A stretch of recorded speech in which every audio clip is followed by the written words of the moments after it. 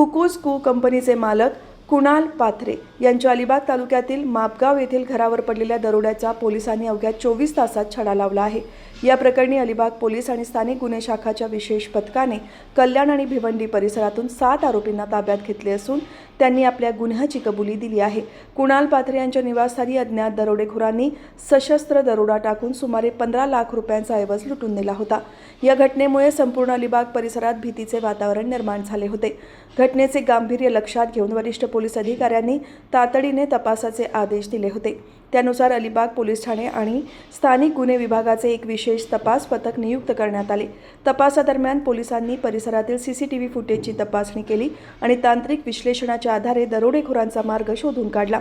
गोपनीय माहिती आणि तांत्रिक पुराव्यांच्या आधारे पोलिसांनी कल्याण आणि भिवंडी भागात छापेमारी करून 7 संशयितांना ताब्यात घेतले। सखोल चौकशीअंती या आरोपींनी दरोड्याची कबुली दिली। पोलिसांनी वेगाने हालचाली करत अवघ्या 24 तासात या प्रकरणाचा निकाल लावला। या प्रकरणाचा पुढील तपास पोलीस करत आहेत।